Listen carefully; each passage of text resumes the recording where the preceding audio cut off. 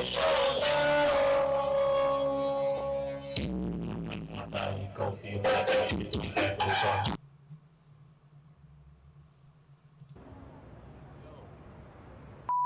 What are you doing? What's wrong with you? You're pregnant.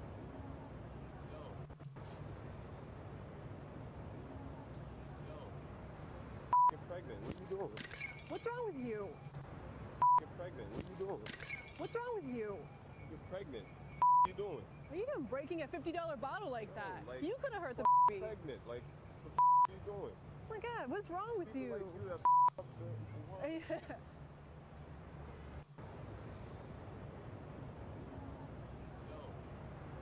You're pregnant. What are you doing? What's wrong with you?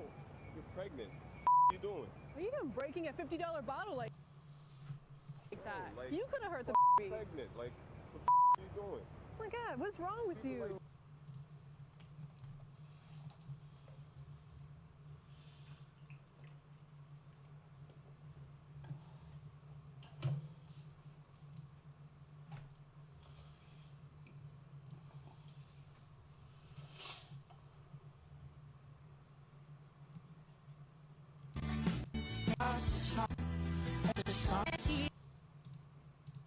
old empty feeling in your heart, 'cause love comes slow and it goes so fast.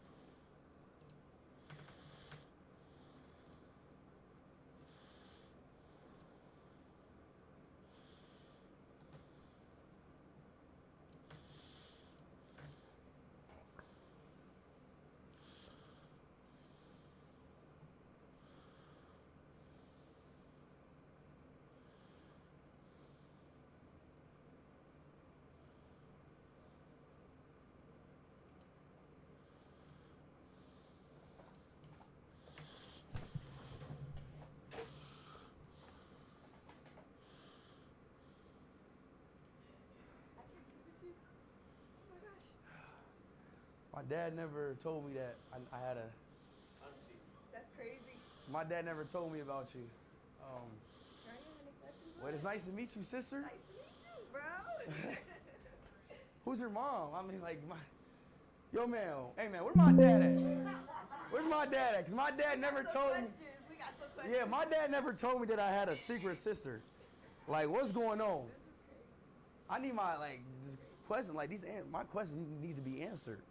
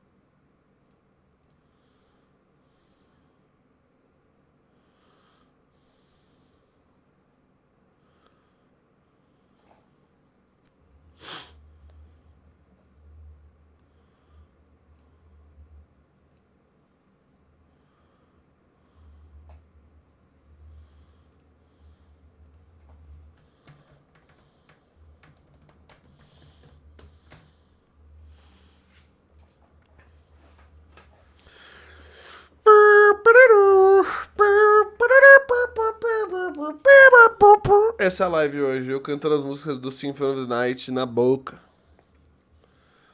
Essa é a brisa.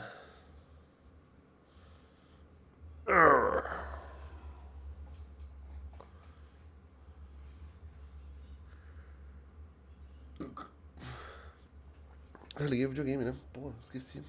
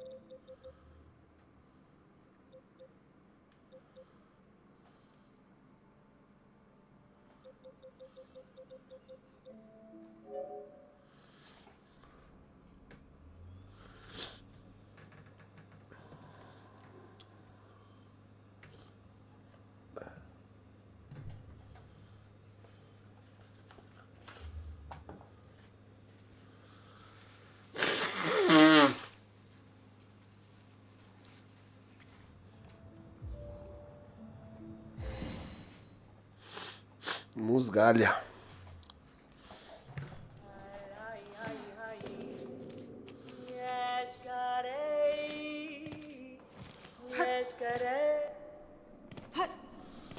Lascarei.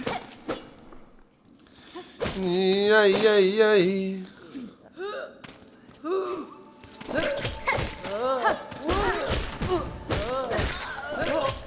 Ô, filha da puta.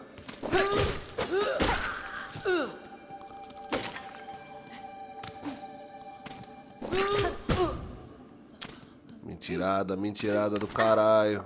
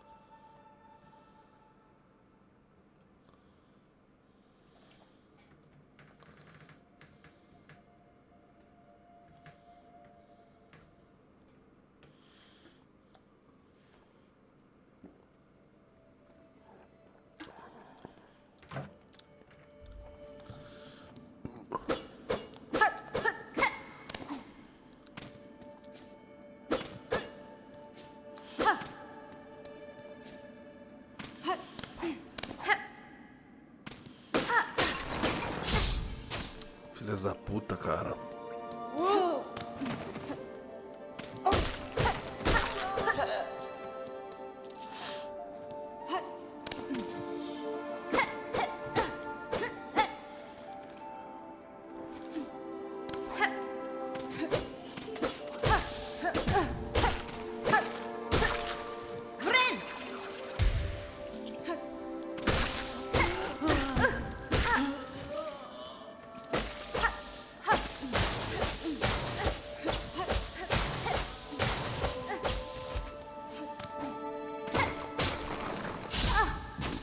Puta que eu pariu, velho.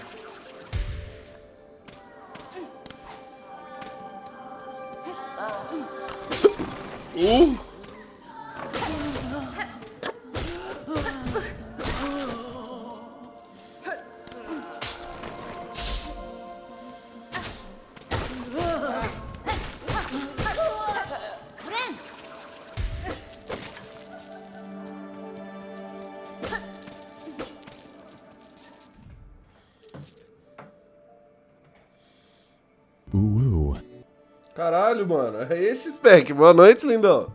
Fala, Frio. Por que tu não faz no TikTok também, mano? Acredito que tenha bastante público lá, embora que a plataforma é um cu, mano. Porque é difícil pra mim, cara. Como é que eu vou fazer no TikTok também, mano? Me explica, me dá uma dica, cara. Tu sabe como é que funciona, mano? É difícil, cara. Quer ver, ó? Eu posso abrir agora o bagulho do TikTok, mano. Vamos lá. Vamos lá. Ó. Vou abrir agora o TikTok Live Studio, que é um programa terrível, tenebroso. Não só isso, mano, mas tipo, eu já faço live pelo OBS em duas plataformas diferentes. Pra puxar coisa pra fazer Live Studio junto, mano, é horrível, cara.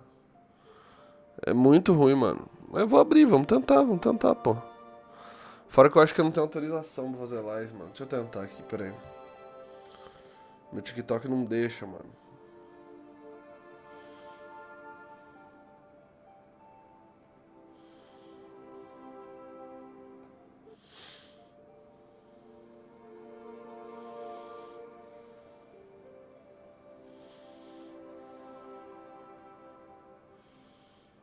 Deixa eu tentar aqui, peraí. Pra página de cortes. Ah, tomei meu Monster. Nossa, tô cheio de like no meu TikTok, cara. Que isso?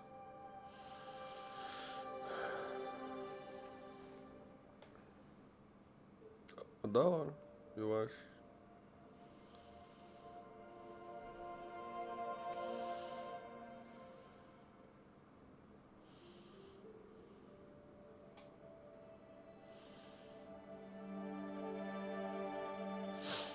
Não, vamos tentar agora, vamos tentar, né, mano? Agora vamos tentar.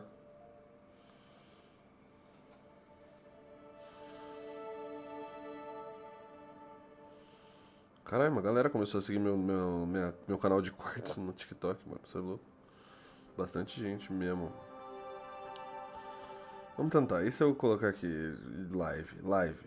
Será que eu tenho o direito de ir live? Iniciar live.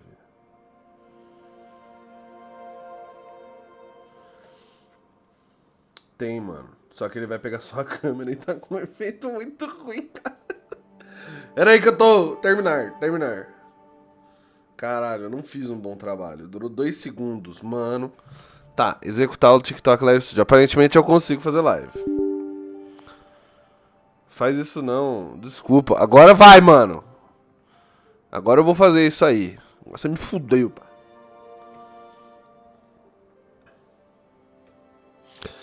Daria pra fazer pelo OBS também, só que eu não consigo, mano. Eu não consigo.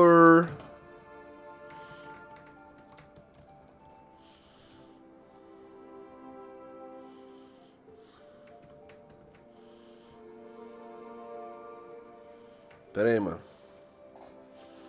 Ó, eu sou ininteligível.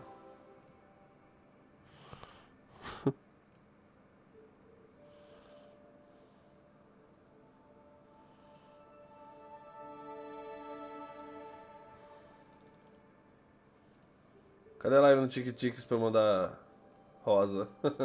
Mano, é meu sonho, cara. Pera aí. Só que eu não consigo, cara. Ele fala que eu não tenho autorização, mano. Você vê?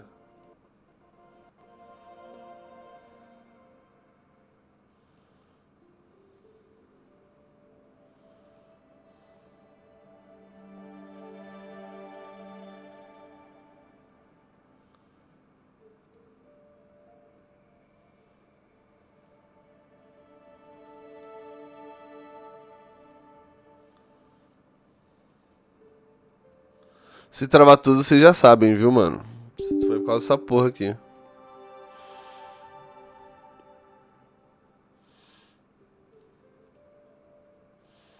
Calma aí, galera. Calma aí.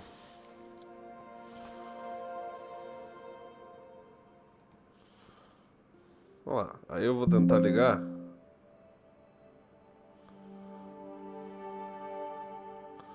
Aí ele fala que eu não sou elegível pra começar a fazer live, mano. Não aprovado ou revogado. Solicitar novamente.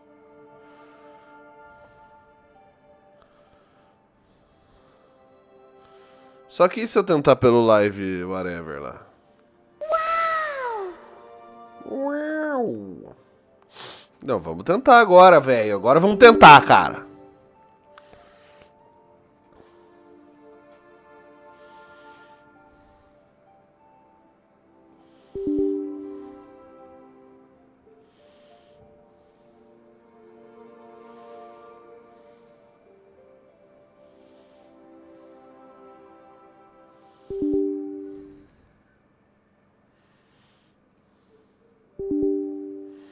Ele não tá permitindo, mano. Tá dando erro de network. Olha lá que bosta. Olha que merda.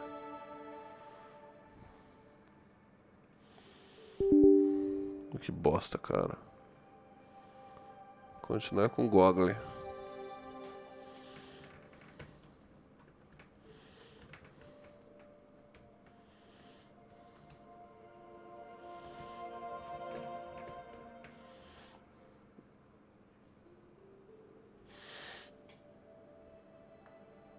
Google enviou uma notificação ao seu celular. Sim, sou eu. LOL. Mano, Live Studio é muito ruim, galera. É realmente muito ruim. Vocês não estão ligados. Mas o frio me fez fazer o bagulho agora. Então... Simplão Cortes. Boas-vindas. Aí ele já começa tudo cagado já. Configurar agora. Importar de outra ferramenta. Não foi possível importar, mano. Vai tomar no cu, cara, essa porra, cara. Nossa, é muito mal feito, cabra.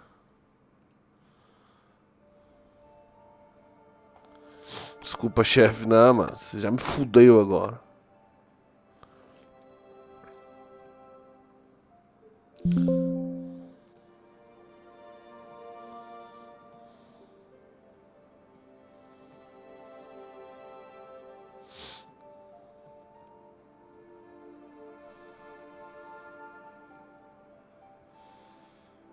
E ele não pega a minha câmera, né?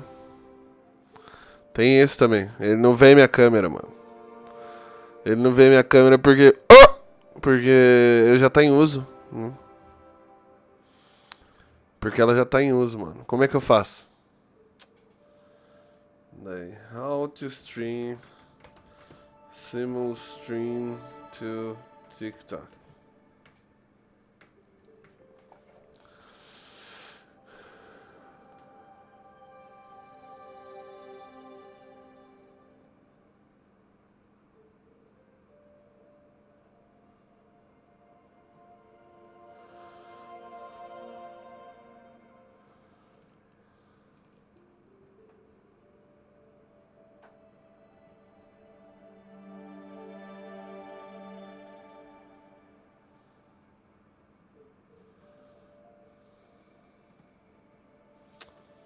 Tá que pariu, viu, mano?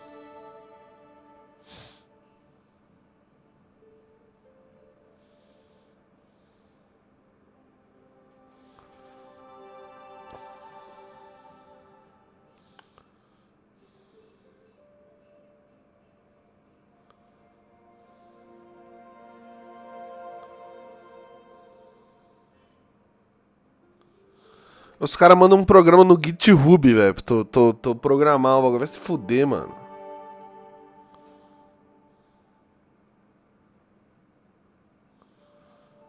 Nossa, tudo em japonês, mano. Vai tomar no cu, velho.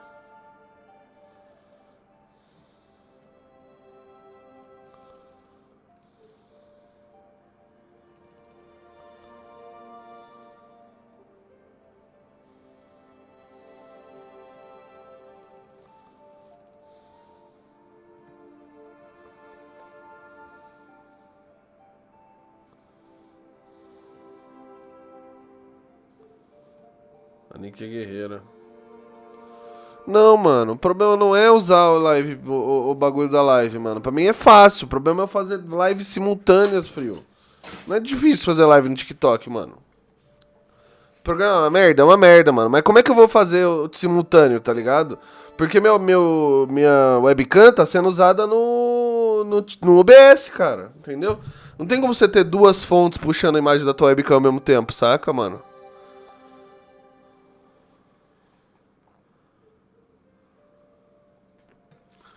Você tem que usar a câmera virtual, só que essa porra de câmera virtual você só pode fazer, mano. Você só pode usar se você fizer lives no TikTok Live Studio mais 3 vezes por 25 minutos cada, mano. E as transmissões de live pelo celular não contam, mano. Tá ligado? Não conta, cara. Sacou? Essa que é a brisa divertida do bagulho, mano. Eu tenho que fazer só no Live Studio e não o contrário. É foda, mano. É foda. Uma merda, mano. Ele só permite usar a Virtual Camera depois de 3 lives de 25 minutos no TikTok Live Studio. Porque ele quer que você use o bagulho exclusivamente por um tempo, tá ligado, mano? Só depois você pode usar a câmera virtual do OBS, que é o que permite você chupinhar tua webcam em mais fontes de uma vez só, tá ligado? Mas não permite, mano. Não permite, foda-se. Eu não vou conseguir agora.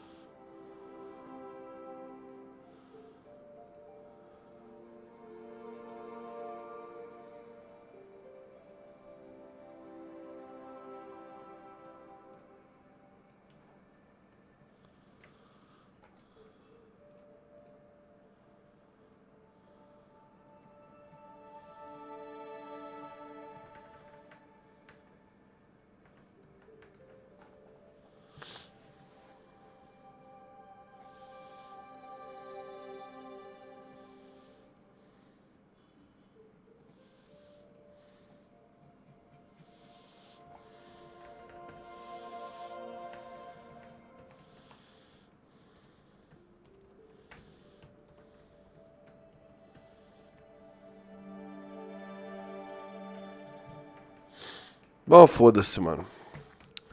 Vamos jogar um pouco de Silk Song e depois a gente joga outra coisa.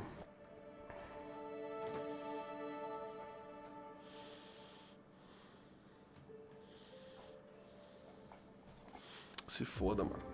Tudo em japonês foi foda. Mano, sim, tem um plugin, tá ligado? Que é bom até. Eu já usei ele uma época, eu não uso mais, mano. Só que é tudo em japonês essa porra, mano.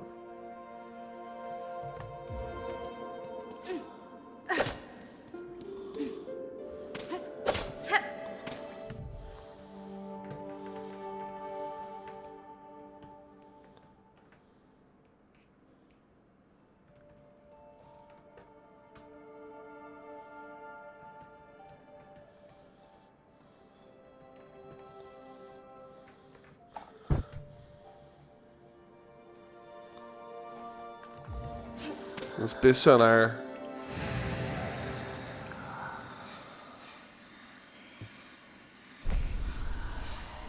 Que porra é essa, mano?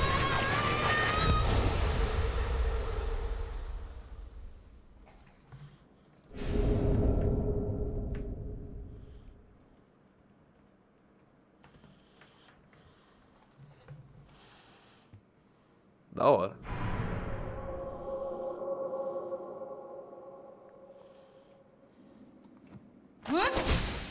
Nice.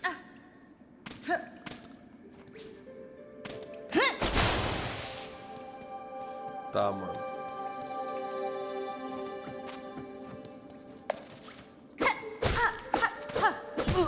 Ô, filha de uma puta. Ô, tá muito alto o volume aí pra vocês, família? Ou tá de boas?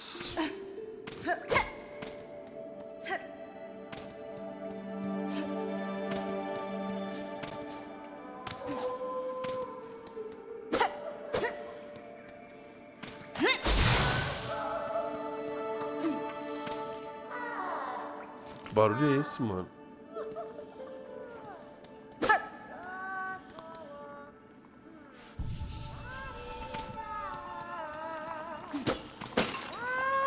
Caldeirudo, mano.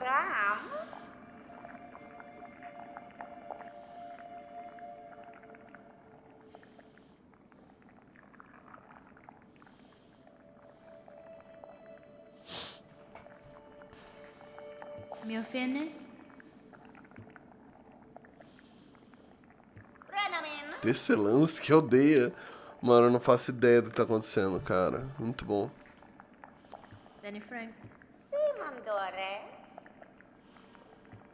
Sim, eu acho. Prometer, sim. Eu prometo. Prometo, sim.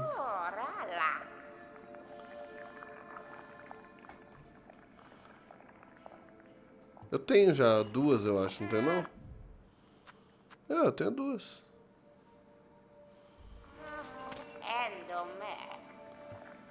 Ó, só com 3 ela conversa, caralho. Se fuder, mano.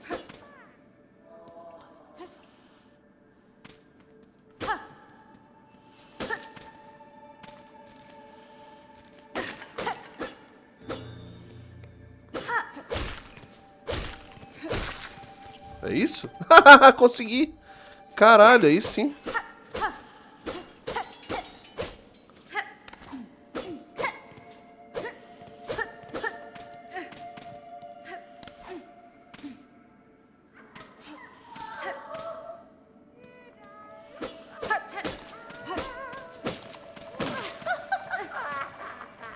Hironare. Só o druida sabe.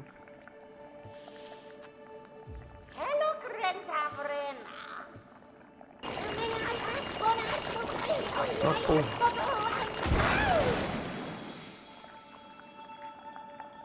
Ah, porra, mano.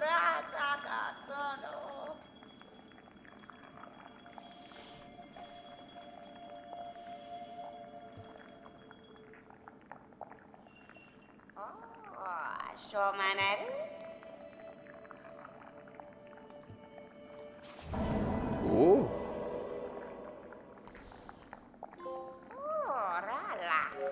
Granted.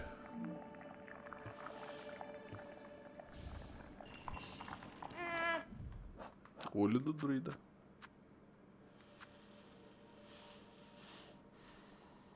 Nossa, da hora.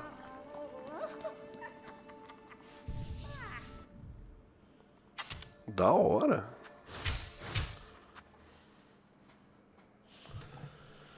Ai, ai, ai.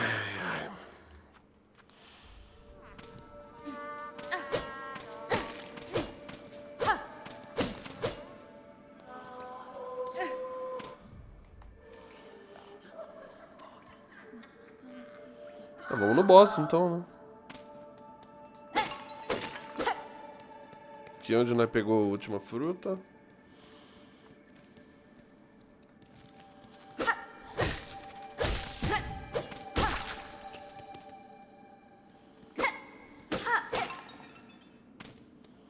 Acho que é aqui, né?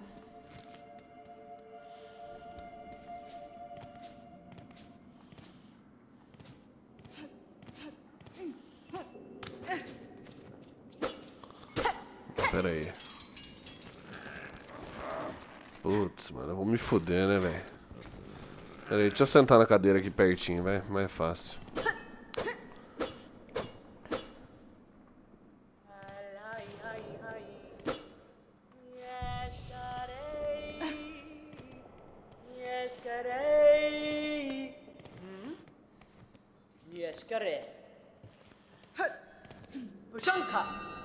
Poxanca, mano.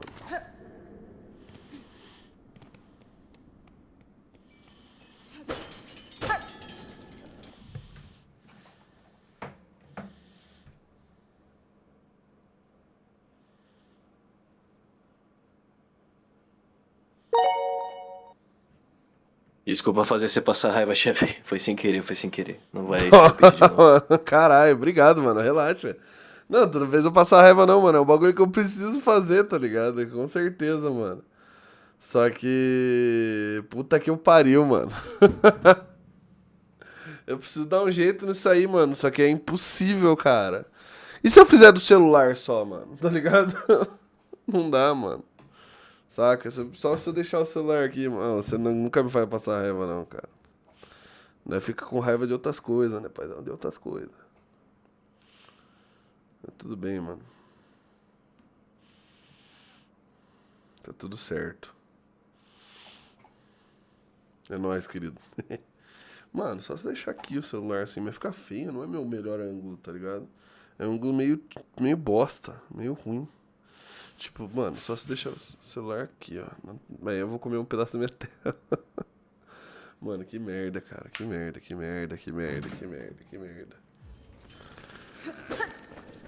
Eu vou fazer algumas lives só no TikTok, tá ligado? Ainda, pra liberar essa porra aí. Besta dos sinos, mano. Ai, caralho. Ui, ui, ui, ui. Ah, mano, qual foi, velho? O bicho me humilhou, me humilhou. O bicho me humilhou, mano.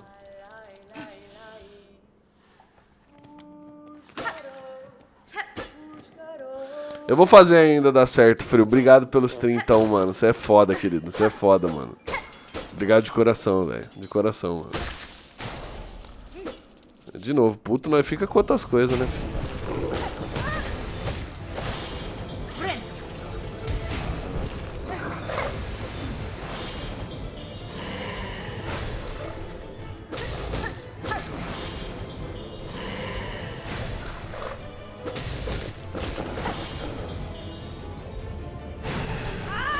Ô, filha da puta!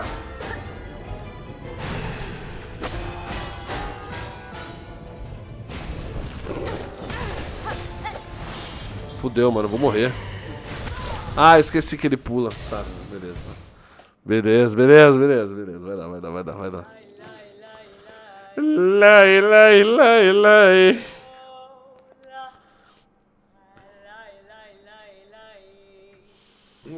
Boa noite, Brasil. Boa noite a você. There are few races. A Ari tá na final. Eu não esperava por isso, porque ela acabou com a vida dele. Acabou com a vida dele. Eu paro um vídeo pra ouvir enquanto It's isso. 1981. New President Ronald Reagan has just Me abandona não, Frio. An emerging virus called HIV is becoming a growing concern. and workers at a wastewater treatment plant in Richmond, Virginia, have just made a grisly discovery. An employee had been walking along the settling basin, a structure used to separate water from solid material, when he saw what appeared to be the body of a young woman. The police were called and the remains were recovered. The woman was young, short and slim, and had a tattoo on her arm reading, "Dio." A forensic analysis revealed that she had undergone a hysterectomy at some point in her life, which might lead to pregnancy complications, treatment for ovarian cancer, or even darker, routine treatment at a psychiatric hospital in the 20th century. The hysterectomy didn't have anything to do with her death. That came about because of a bullet wound to the head. Aye. Other than the surface level information, nothing else could be Aye. gathered to tell this young woman's story.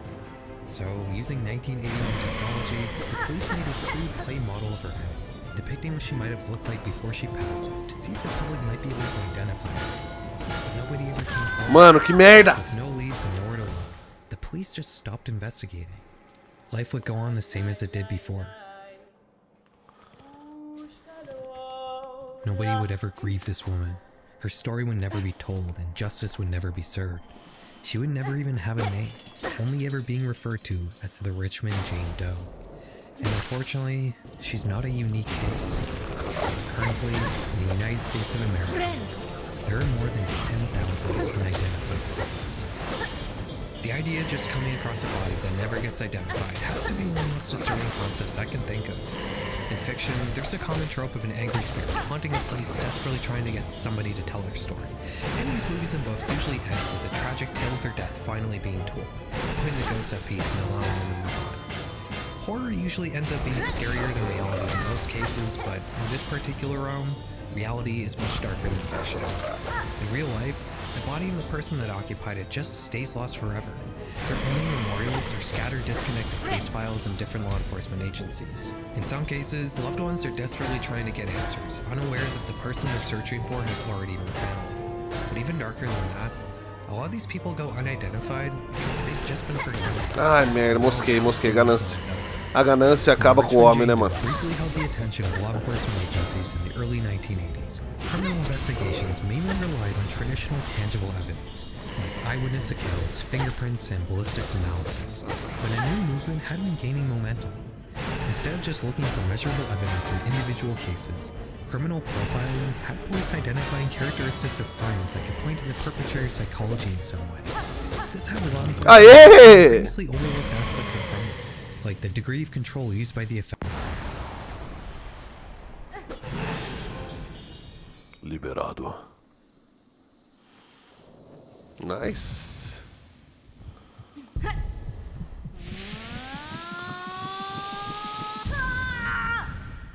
Nice. O que aconteceu?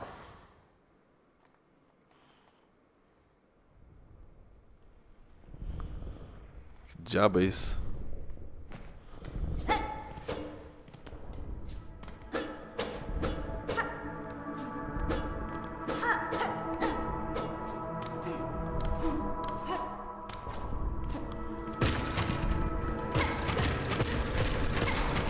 Ah não, merda. Ô merda.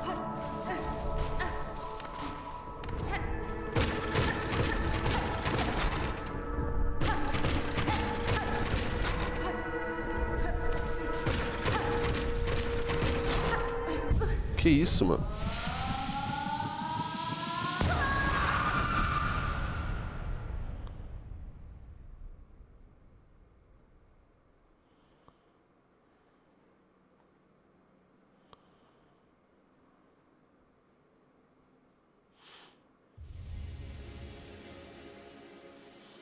Consumir coração de seda. Eu sei o que isso significa? Não. Faço a menor puta de uma ideia.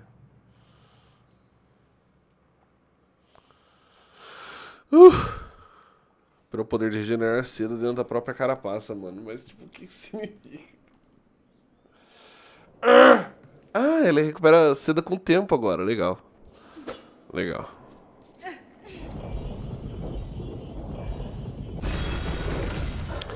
Mano, muito foda, mano, que ele virou nosso amiguinho agora, mano. Muito feliz.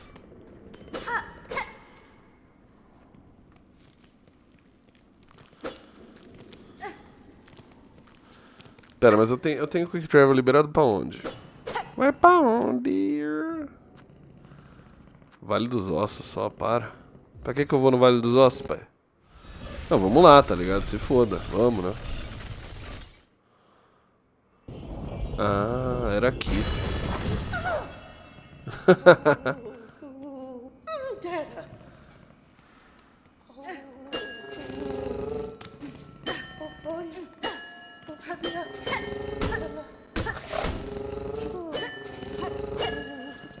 Fofo. Ele é muito fofo, mano.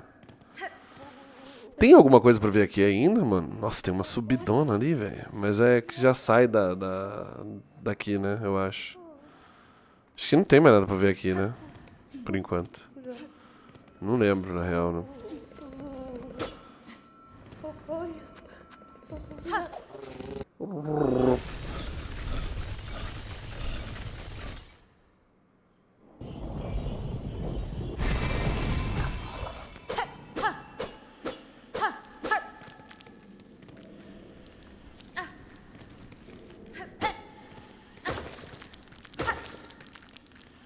É isso, eu acho.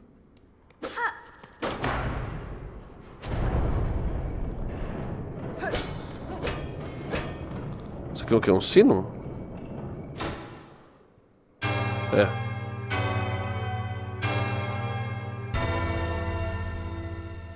Caralho, que foda esse visual.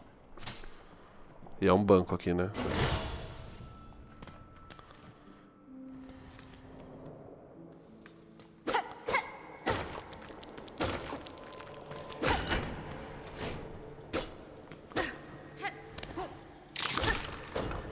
Ô, filho da puta.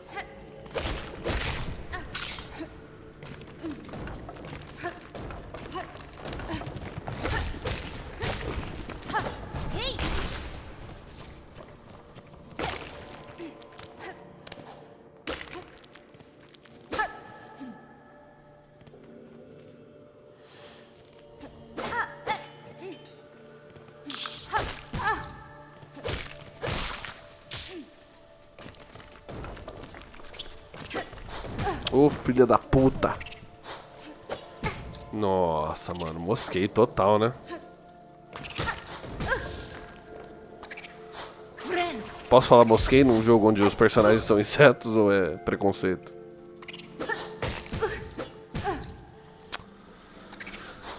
Merda, viu, mano?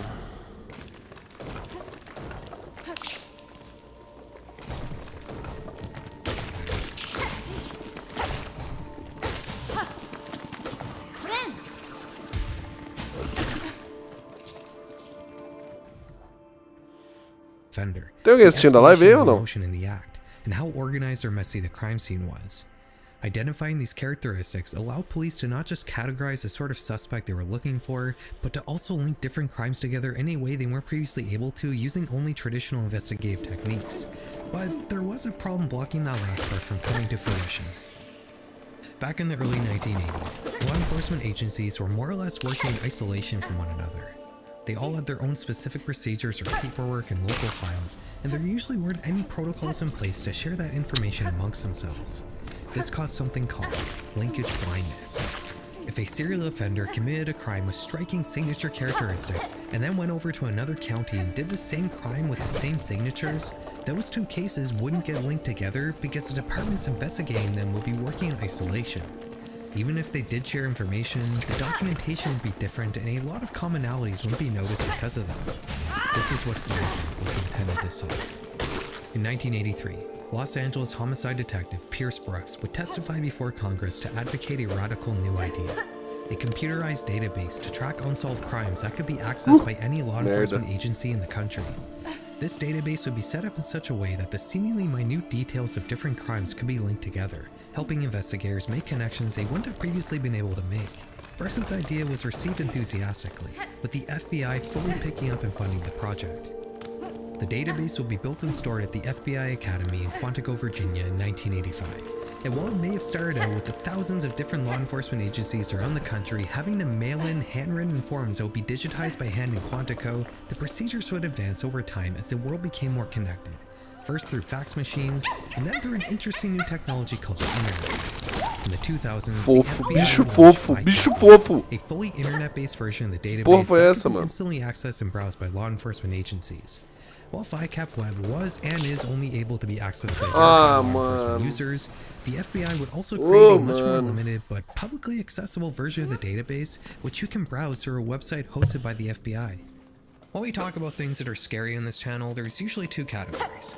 Fictional horror tends to be very dramatic and solely relies on artistic elements like aesthetics and storytelling to create fear. It's by design calculated in its delivery. Real-life horror, on the other hand, is never calculated. It's not art designed to strike fear in you, yet it always does a much better job of that than fiction. The FBI's perdi VICAP monte is de a coisa, perfect mano. example of that second Eu category. perdi muito item, It's mano. just a cold Muita list coisa. of unsolved crimes presented Legal, in a manner legal. only meant to convey information in an efficient way Legal. and nothing more. But it still manages to be one of the most disturbing sights I've ever seen. Here you'll find the Richmond Jane Doe, as well as many other unidentified deceased people. The visual depictions of these individuals range from actual photos to digital recreations to physical recreations to drawings to even just articles of clothing in cases where the body is in such bad shape that clothes are the only remaining identifying traits. This entry is particularly unsettling. The only lead investigators have in this case is a single shoe. The remains were in such bad shape that even the victim's sex couldn't be determined. Like the vast majority of cases here, this one remains unsolved. I find it interesting how VICAP sits beside the FBI's top 10 most wanted lists on their website, as these two pages feel like yin and yang. The top 10 most wanted are a list of perpetrators of crime they're actively trying to catch. Or in other words, stories they're trying to put resolutions to. VICAP is a list of victims of crime they're trying to identify. Or rather, resolutions they're trying to put stories to. The two sites feel like binary opposites. Another thing you'll notice on VICAP is how unsettling a lot of these photos look, even completely separated from their chilling contexts. These reconstructions often fall into the uncanny valley, with the people they're depicting looking almost real but not quite, leaving any viewer unsettled. A lot of these depictions look not unlike something you would see in some online horror project, but not everything creepy looking here is a reconstruction. On June 3rd, 1991, truck driver Eduardo Collin pulled into a Super 8 motel off of I-40 in Albuquerque, New Mexico. He rented a room for 2 people for just one night, but the following morning, Eduardo never came to check out. After waiting an entire day, the motel eventually sent a security guard to check on Eduardo's room on June 5th. It had been locked from the inside, and the guard had to essentially break in using a screwdriver. When he finally got in, there was no one to be found in the main part of the room, just scattered bottles of alcohol. The bathroom was a different story though. In there, the security guard found a woman suspended in the air, hanging from a suitcase strap tied to the shower. She was dead. Investigators would determine her cause of death to be hanging, which was found to be self-inflicted, and had occurred on June 3rd, the night the room was rented. Even though she had only been deceased for 2 days, the shower had been running the entire time, and the extreme amount of moisture combined with the sweltering New Mexico heat greatly advanced the decay process, and her body was already in a state of putrefaction when she was found. She had heroin in her system, and judging by the fact police found a scale in the room, drugs may have played a part in this tragedy. Many questions hung in the air about this case, the most immediate of which being Eduardo's whereabouts. He was nowhere to be found. The license plate he had given to the hotel staff had been fraudulent. The front desk employee, who had been working the night of June 3rd, was able to give a physical description of Eduardo, which happened to fit a picture found in his room. This is a photo of the deceased woman while she was still Já alive. vi esse já. It appears to have been taken at one of those mall Já photos. vi esse caso já. Pior que eu, incrivelmente já vi mesmo.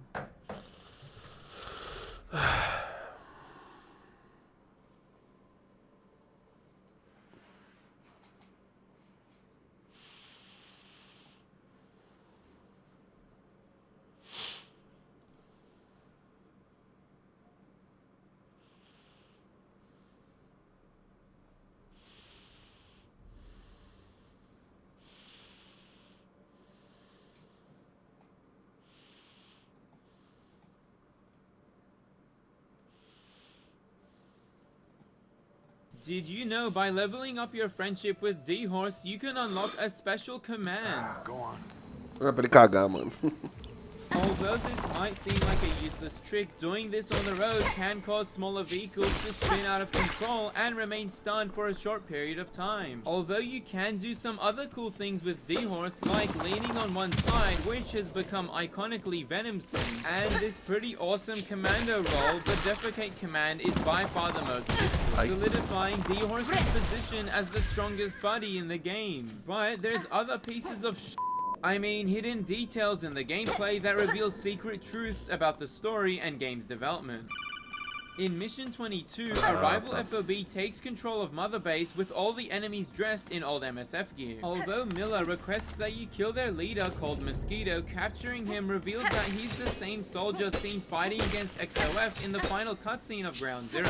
Apparently, he heard a rumor that Big Boss orchestrated the attacks 9 years ago. So, Mosquito built a PF mimicking the original MSF down to the acronym to take revenge. The only problem is that Mosquito was also in the helicopter when it crashed and isn't mentioned as a survivor later in the hospital scene, which could mean this entire mission is all in Venom's imagination, just like the wandering Mother Base soldiers, since they wear the same battle damage fatigues of that day instead of a clean version like the one seen in this picture. Or Mosquito did survive and the rumor he heard was actually talking about someone else, but more on that later. Não dá, né? Venom Esqueci and disso aqui. Mosquito have a hard time recognizing each other Isso when aqui. you interrogate them. Plus, there was a rumor that using Mosquito in his Legacy FOB event will cause all the guards to become harmless. But as seen in Dead Spider's video, this isn't the case and only happens when you visit your own FOB as training. Kinda ironic how Miller says this about Mosquito.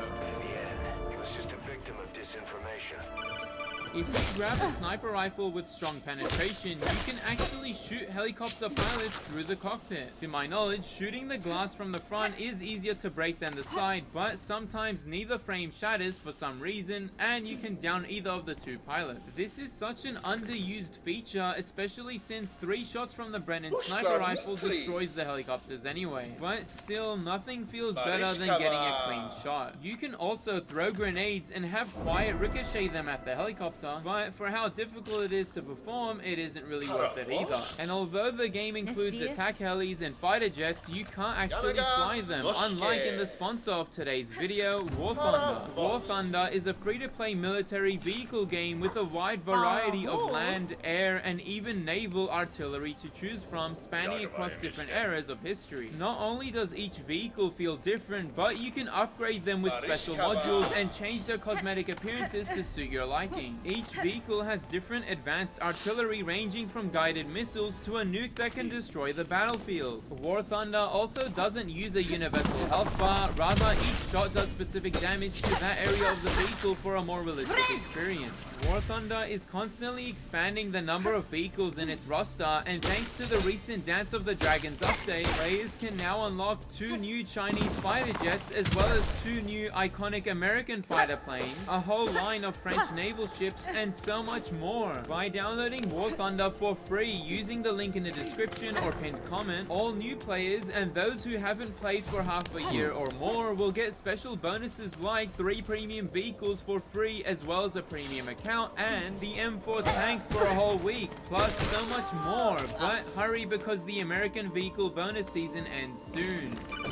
In this interrogation scene, Huey claims this about Khan.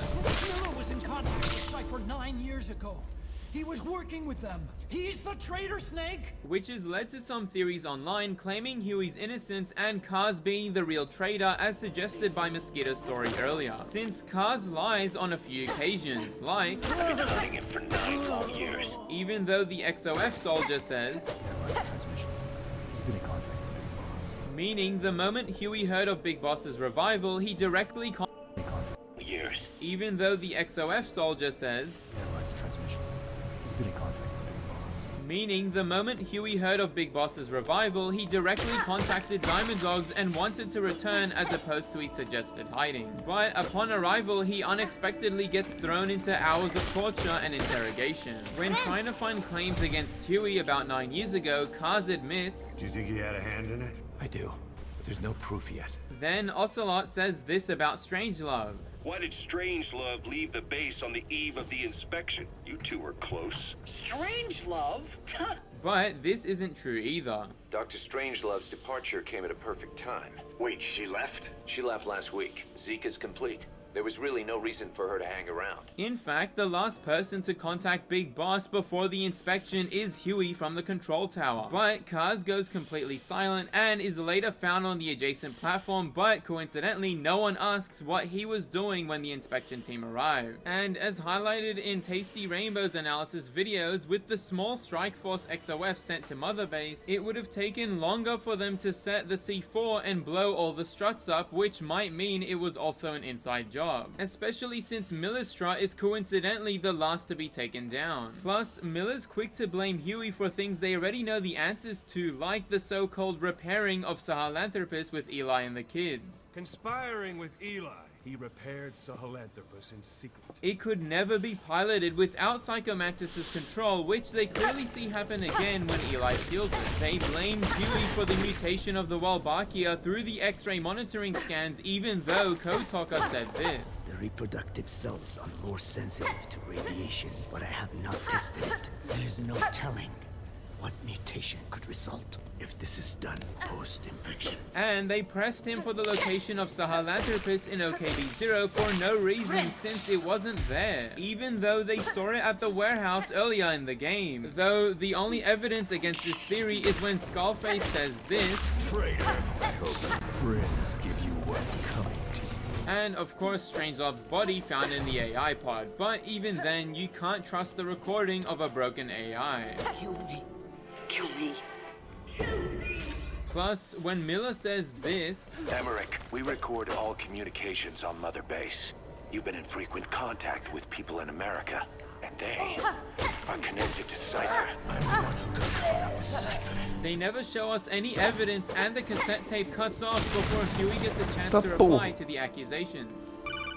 In Mission 29, your helicopter flies into a ball of mist, then crashes from being quickly turned into rust. This is just one of many effects of the fictional Metallic Archaea and the parasite research of Kotoka. Metallic Archaea is a modified single-cell organism that feeds off metals to enhance their properties in different ways. The skulls do this with minerals from the ground to create those strange spike things, which is also the same for Sahelanthropus' sword, as well as this black armor that the skulls use. It's also how the skulls can create metal weapons on the spot without having to carry anything. And the gas mentioned earlier includes weapons on the spot without having to carry anything. And the gas mentioned earlier includes corrosive metallic archaea that speeds up metal's oxidization into rust, which is why Ocelot threatened Huey with it, since his metal legs are directly attached to his bones via metal bolts. And thanks to the mist, this even happens to vehicles in the boss fight of Sahelanthropus. But unlike regular metals, Sahelanthropus' armor uses depleted uranium enriched with metallic archaea. Although depleted uranium is actually used as armor for tanks, if commanded, the metallic archaea can melt down Sahelanthropus' armor and extract uranium-235, the fuel used for nuclear reactions, and enriches the gas to 90%, causing a nuclear explosion. So basically, Sahelanthropus is a walking nuke thanks to its own armor and metallic archaea. You might have noticed that the skins of the skulls keep phasing between muscles and flesh. That's thanks to the parasite known as the one that covers, which acts like the skin for the host, allowing the user to turn nearly invisible, and amplifies their normal abilities to supernatural level. In some cases, like Quiet, the parasites can replace vital organs and allow the host to live longer thanks to photosynthesis. The End from Snake Eater, Code Talker, and Quiet all share the same parasite treatment as seen by the black markings on their heads. Skullface also went through the same therapy after being burned, seen by the black markings on their heads. Skullface also went through the same therapy after being burned, but for whatever reason his skulls don't seem to be alive. In fact, you can't actually ever kill them. Even if you stab them with their own swords or deal extreme amounts of damage, they'll always get up and jump away. Although it's not clear how the parasites and metallic archaea are used to turn normal soldiers into zombies with a hive mind, what's cool about this feature is that on missions like 28, if you sneak past the sniper skull unit, the soldiers around the villa will still be zombies, making it really easy to escape with Code Talker. But the snipers do reappear near the villa, so watch out. You can unlock Ocelot's unique tornado pistols, which have the special ability of ricocheting bullets if you fire it at the right angle. This can happen on most surfaces and is by far one of the coolest features of any gun. And if you play as Ocelot in FOB missions with this pistol equipped, he'll dual wield them and will divide the ammo. To my knowledge, this is the only time in the game you can dual wield weapons. It's a shame we don't get to use Ocelot with this ability in the campaign missions of the game, especially since he has some really cool reloading animations in both third and first person. In fact, there's so much more hidden details about Ocelot and other unique playable characters and skins across the games. Find out more in this video here.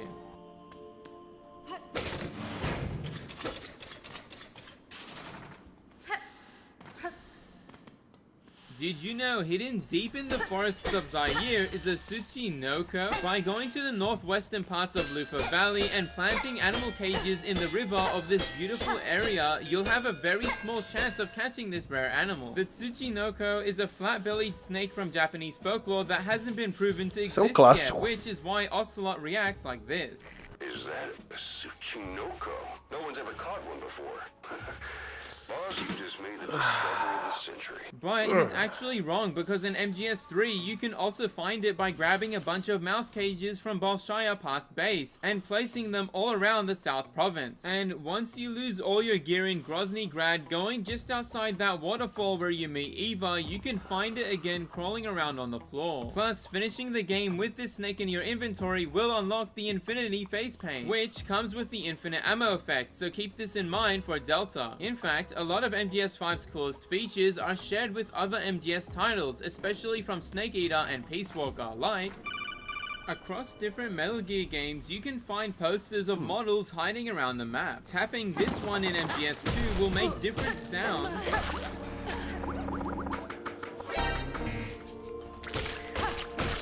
And Otacon can interrupt Snake for staring at it for too long. What do you think you're doing, Snake? You don't have enough to keep you busy? But in MGS5, these kinds of posters can be put on cardboard boxes, which the player can use to distract enemies. Plus, if you're far away enough, using the soldier posters can trick enemies into thinking you're an ally. But again, this doesn't work if they're right next to you. The reason why the idle posters are so useful is because they can work on multiple soldiers at once, making the cardboard box the ultimate punishment for slacking off at work.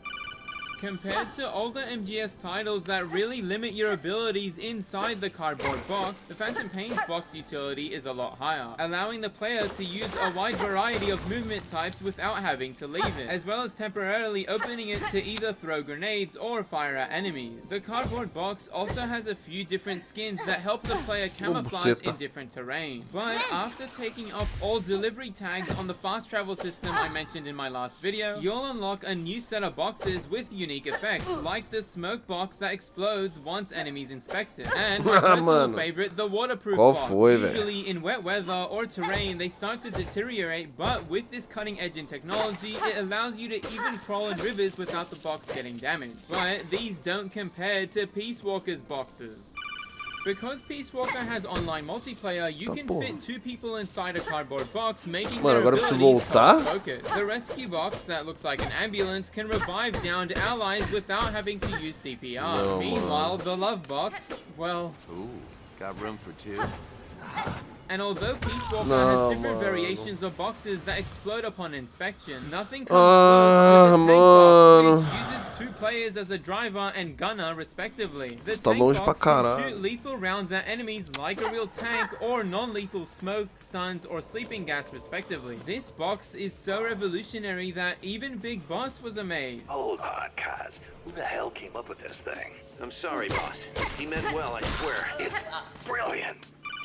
By unaliving important characters in the Phantom Pain and Snake Eater, you'll get unique game over screens. One of the most famous is when you knock out Ocelot in the beginning of MGS3. Using a lethal weapon on him will cause Colonel Campbell to say you created a time paradox. Plus, waiting on Naked Snake's game over screen will also eventually change it to time paradox as well. The same goes for failing the main mission in Ground Zeroes, and funny enough, in the Phantom Pain, taking out Ishmael also shows this screen. Unaliving Huey, Kaz, Eli, and even Ocelot in the helicopter of Mission 29 will also play unique codec calls. You just killed Ocelot.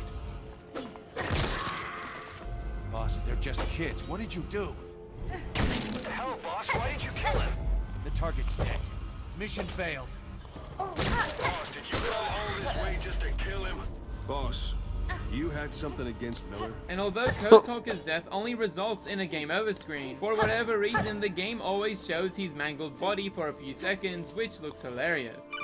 There's a mystery revolving around what happened to Snake's bandana. Originally, this belonged to the boss, before Naked Snake managed to snag it from her as he fell off the bridge in the Virtuous mission. He kept wearing the bandana in Operation Snake Eater and through the events of Peace Walker some 10 years later. It wasn't until the boss's AI, through the mammal pod, laid down her weapon and drowned herself, that Snake threw away her bandana and declared himself as her true successor, Big Boss. But in the next chapter, Snake is seen wearing the bandana again, while in Ground Zeroes he doesn't have it anymore, which makes more sense. Now, I think the devs just didn't have enough time to create another model of Snake without his headpiece, since there isn't a customization without one. But in the Phantom Pain, after completing Side Up 143, where Snake goes back to Huey's lab in Afghanistan to recover Peace Walker's AI pod, the boss's bandana was found inside and becomes a wearable item. Plus, its description says it was salvaged from Lake Nicaragua. So, was this actually found with Strangelove's corpse in the AI pod, or is this a figment of Venom's imagination?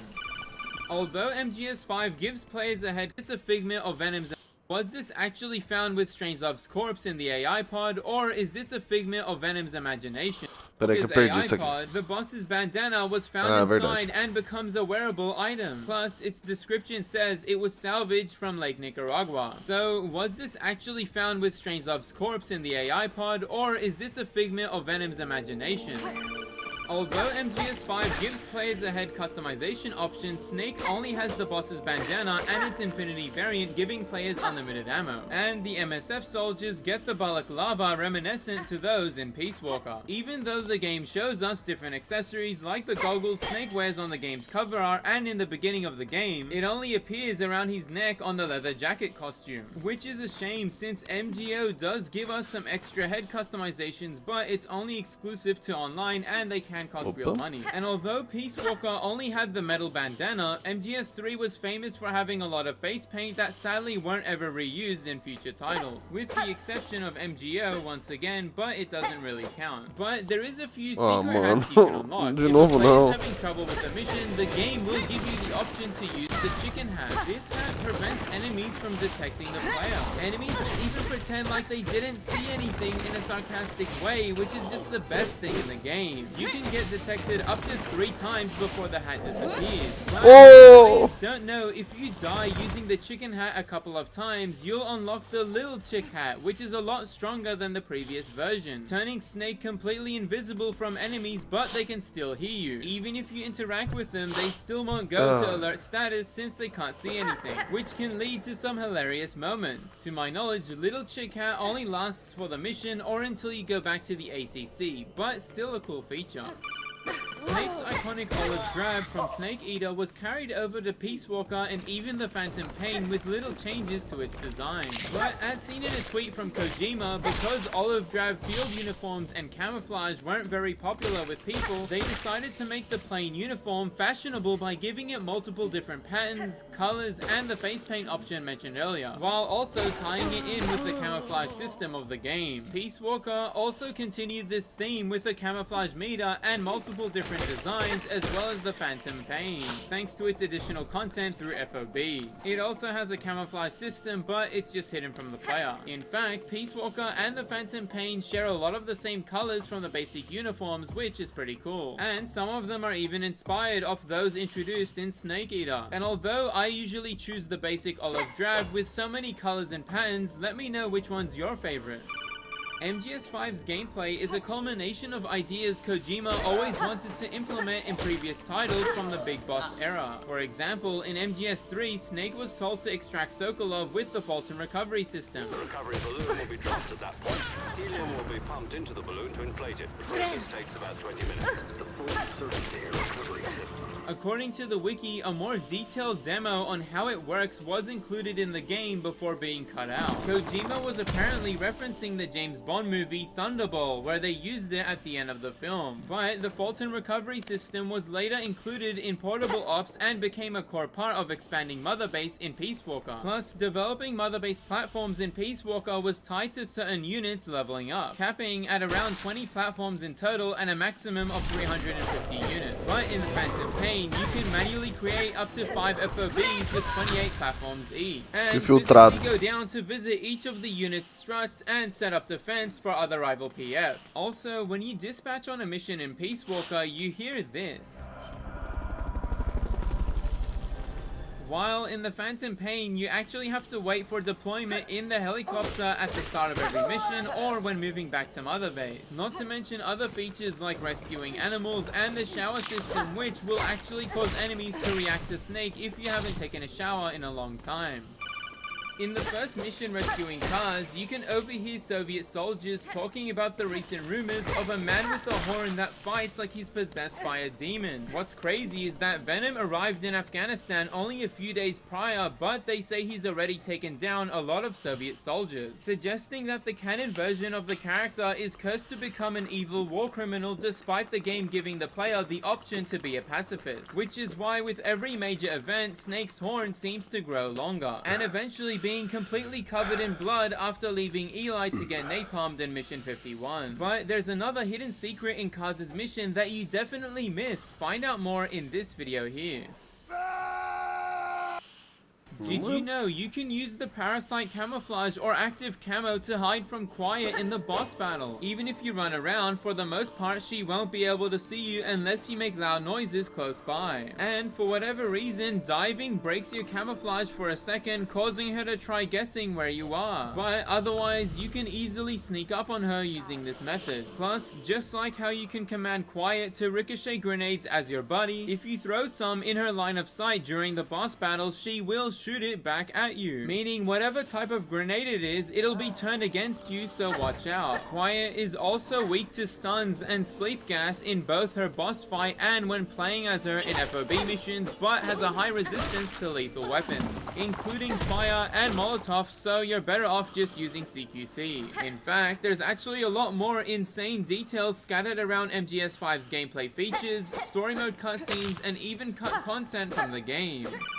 High-leveled items only available in FOB missions have some insane ability. One of my favorite being this personal shield that basically turns Big Boss into a droidica for a few seconds. Although it's not that mano, strong, go for it, cara. pretty cool. This also goes for the dark matter generator that destroys cameras and other equipment it passes through, but does very little damage to people. Another cool weapon is the Renov sniper rifle, which acts as a railgun, having no bullet drop from what I can tell, making it great for long distance takedowns. These next weapons are available outside FOBs, but are still insanely strong, like the AMA non-lethal pistol, which bypasses heavy body armor and instantly tranquilizes the enemy, making it one of the best pistols to use in high-level FOBs. But because it's a gas-based trank, it doesn't have any effect on soldiers with gas masks, so watch out. Another cool pistol is the first tranquilizer you get in the game. Eventually, you can unlock Ground Zero's version with a permanent suppressor, and or the CB version that has a much higher effective range and can even be put as an underbarrel attachment to lethal weapons, making your loadout a lot more versatile. The problem though with these equipments is that they cost a fortune to develop and deploy with, which is why by far the best and most cost-effective weapon in the game is the water pistol, because